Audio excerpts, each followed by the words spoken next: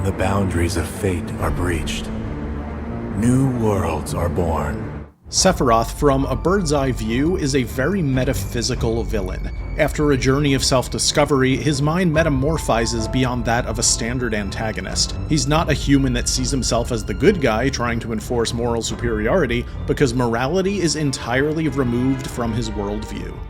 Behold, the true nature of reality. Sephiroth has seen the true nature of the universe, a chaotic confluence of matter and energy, out of which a mutation called life just so happened to form. And from that life came intelligence, desire, and empathy. Our world will become a part of it one day. It's Sephiroth's goal to return the world to that chaotic state, just like his cosmic abomination of a mother always wanted. From a certain point of view, a Sephiroth that has absorbed the knowledge of the lifestream could be viewed much like a god. If there was a Sephiroth religion, they'd surely say he works in mysterious ways as a way to excuse his violent actions, because how could we, mere humans, possibly question him?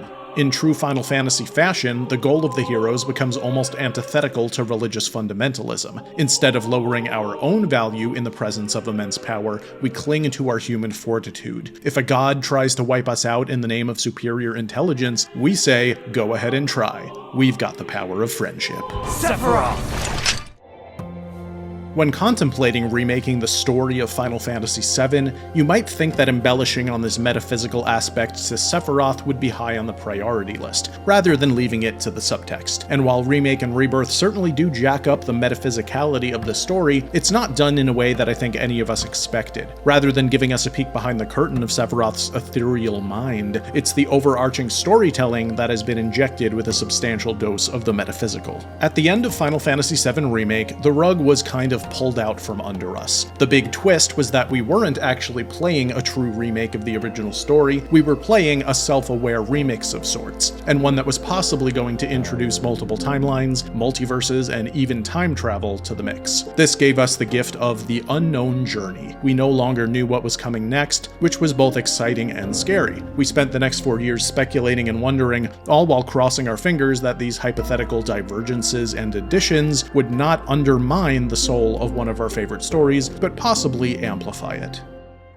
Having now played Final Fantasy VII Rebirth, a lot of my fears have been calmed. The multiversal storytelling takes a back seat for much of the game, allowing the original story's iconic moments to unfold in extravagant fashion. When the timeline elements are used, it's less science fiction and more metaphysical emotionality. The writers have cleverly amplified some of the game's most emotional moments in ways that it would be very challenging to do in a more traditional way. Okay, you two. Smile real big for the camera now. Now, using multiple timelines to deepen the emotional reaction to story moments is not a new concept. In particular, there's one TV show that the remake series evokes. Of course, I'm talking about Lost, a groundbreaking show for its time that, just like Remake and Rebirth, features an extremely controversial and often misunderstood ending that involves alternate timelines. Now, I am going to discuss how Lost uses alternate timelines in its final season, but that aspect of the show actually has very little impact on the main plot that takes place on the island, which I'll do my best to avoid spoiling. So, elephant in the room, most of you have probably heard, even if you haven't watched Lost, that the finale revealed that the plane crash survivors were dead the whole time. This is 100% false, which you can hear from the showrunner himself. So the things that were going on the island were happening in the actual world? Yes. You're real. Everything that's ever happened to you is real.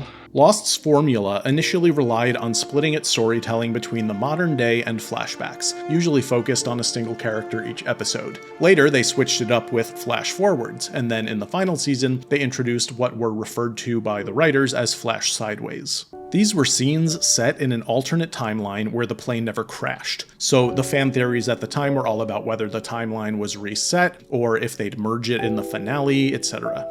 We are to bear witness to the reunion of worlds. What was revealed in the finale was that the Sideways world was a post-death experience that all the characters on the show went through whenever they each happened to die, whether that was during the show or after. Everyone dies sometime, kiddo. Some of them before you, some long after you. During this experience, they'd grapple with unresolved drama from their lives, relive their most emotional moments, and prepare to leave it all behind. Just like the life stream in Final Fantasy VII, it's a reflection of memories, bending and dancing until they coalesce into a beautiful representation of the human experience. In a way, the Sideways world from Lost was a cheap trick. The show had, in many viewers' opinions, gone off the rails over the years, partially due to network demands and production complications. Ending the show with an emphasis on a controlled alternate world allowed the writers to end the show tied up in whatever bow they wanted. Instead of focusing on the complicated island story, we could be made to reflect on the nostalgia of early seasons, the character moments, the music, the feels. This narrative mechanism is like a very effective band-aid, at least if you experience it in the way the writers intended, which sadly for Lost, many didn't. I believe the actual intention here is to give us the emotional closure that we'd expect after over half a decade of dramatic buildup. Could that payoff have come from a more straightforward story instead? Sure, but when it comes to stories that already have a strong focus on metaphysical concepts such as spirituality versus empiricism, religion, consciousness, etc., I think it's thematically relevant to let those ideas coat the narrative's most cathartic moments in an extra layer of emotion and intellectuality. I think it's especially smart to add these ideas into a retelling of a story that we all know very well. These alternate worlds are full of hope, or more cynically, wishful thinking. Let's just call it a dream. My dream, to be precise. But the experiences the characters go through are painted as real, even if it may sometimes be in their minds. For FF7 Rebirth, these alternate worlds of wishful thinking accomplished multiple goals. Our expectations about characters' fates were unseated. No matter what each of us thought about the ending, I think we can all agree that our hearts were pounding as we walked up to this altar, having no idea what awaited us.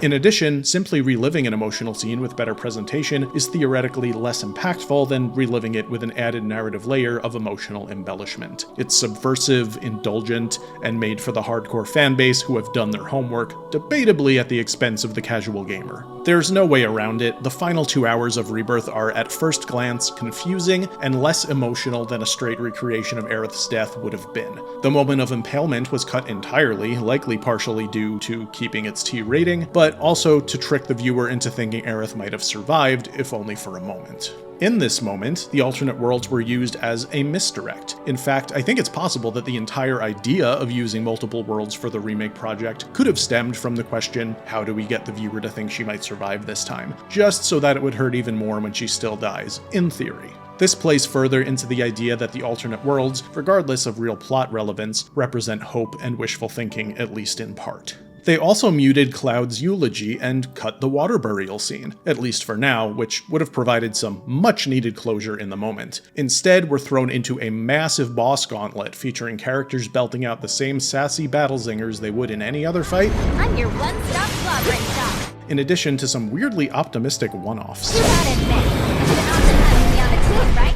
Editing nitpicks aside, I believe most of the controversial choices found in this sequence were made in the name of thematic consistency, with an eye on the future. In short, the ending of Rebirth was about loss, and the beginning of Part 3 will be about grief. While we may have been robbed of emotional closure for now, that is exactly what it feels like to lose someone. It's quick, emotionally confusing, and leaves us feeling hollow.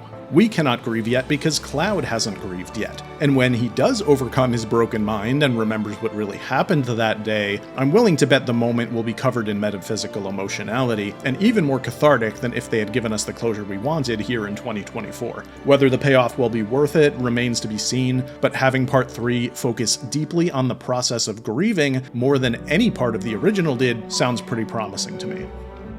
At the end of the day, I don't view the multiple timelines in the remake series as holding all that much practical plot importance. They could be real, dreams, Genova illusions, side effects of a traumatized mind, or a combination of all these options.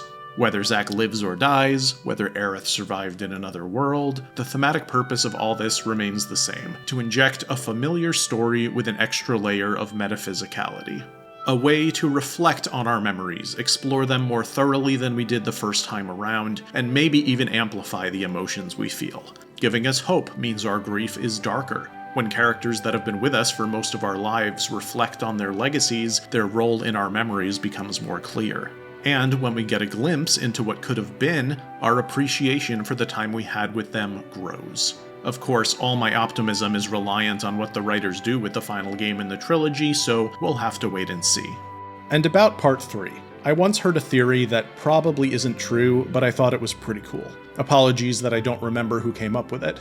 It's speculated that the entire remake project is a live stream experience Cloud goes through at the moment he dies, sometime after the events of the FF7 series. Basically, exactly what the Sideways world in Lost was. And you may think that the whole "it was a dream" twist is never satisfying for obvious reasons, and normally I'd agree, but what makes me love the idea of them going in such a metaphysical direction with this is that this is a remake. Cloud experiencing memories of what really happened to him and his friends plays directly into what the live stream is. It's a collection of consciousness, human or otherwise. It's love, it's peace, fear, despair, nostalgia, and hope. It's a reflection of our dreams. It's the most unadulterated antithesis to what Sephiroth stands for. In a universe, nay, a multiverse of chaos, dreams are what drive the human spirit. Whether it's Cloud's death dream or not, to focus on the metaphysical battle of meaning versus nothingness, to me, encapsulates the essence of Final Fantasy VII and Final Fantasy as a whole, from the grandest of perspectives. The remake project is the swan song for the devs who poured nearly their entire lives into these characters, who now say goodnight to their illustrious careers. And it's for us, the fans whose childhoods have shrunk into specks in the rearview mirror, to remember and to let go. To remember and to let go.